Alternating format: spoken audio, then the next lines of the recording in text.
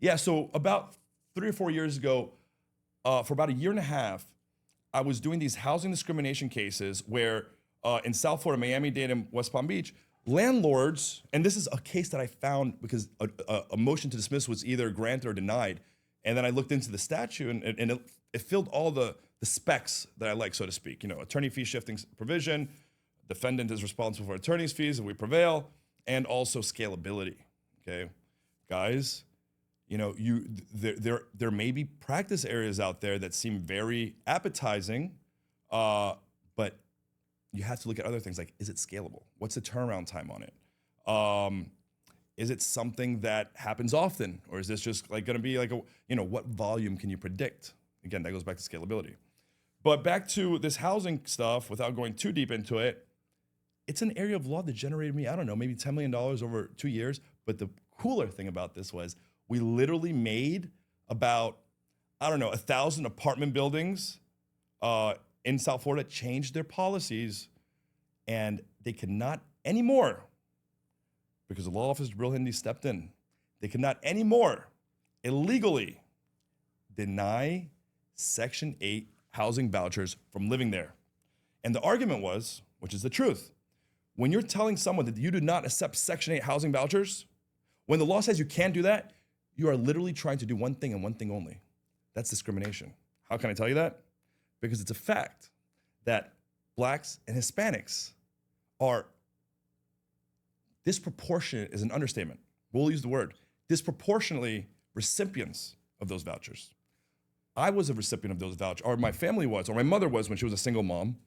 So that goes very, that goes to me personally, okay? So anyway, that was from something that I found just monitoring PACER filings. I do think this is an important topic, so I'll go to one more. And I want to shout this guy out. You guys saw him this weekend at the Consumer Protection Conference. Every year there's a Consumer Protection Conference. I've been going for the last 11 years since I started practicing law. This was the first year that I did not go. NCLC. Shout out to NCLC. Shout out to everybody out there, to all my fellow consumer protection lawyers. But Zane and Gerald led our team, and they led our firm into this year's conference. I was not there. I would never imagine in my life that I would have my team going and I was not present. Because for the first 8 years I was going there. That goes to also, which we will be talking about today, people are so important. People are so important. Anyway, I talked about how I found the housing case. It led to this much money. I found it off an order. Another line of cases, I almost forgot to do the shout out. Greenwald. Greenwald. Why am I forgetting his first name? Michael Greenwald. Michael Greenwald, fellow consumer protection lawyer out of Fort Lauderdale, Florida. Legend. He had this case 3 years ago. You remember what case I'm talking about here? Yeah. What is it?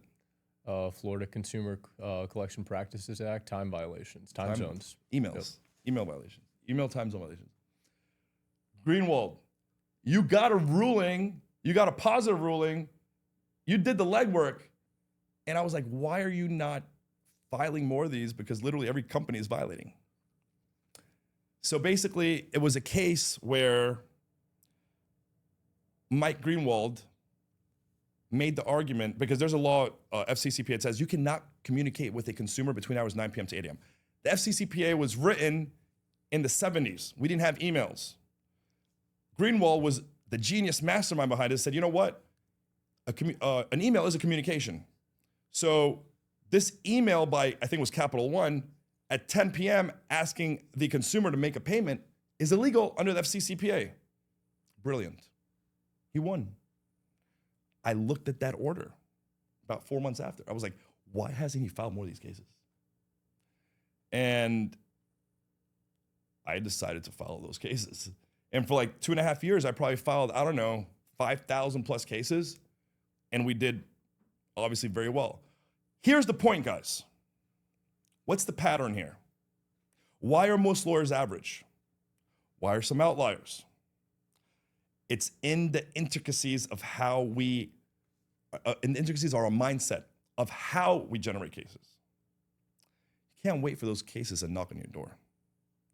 Nobody knocks on doors anymore. No, And absolutely if people not. are knocking the door these days, as a comedian said, I forgot which one it is. Oh, it was actually that Italian one. People get scared, like, who's that? Why is it something, you know? Yeah. So they're definitely not knocking on legal doors. You have to go out there and find things. You have to go out there and find things so that you can educate the public. When you do that, you're doing two big things. One, you're putting yourself from a reactive standpoint in generating business to an active.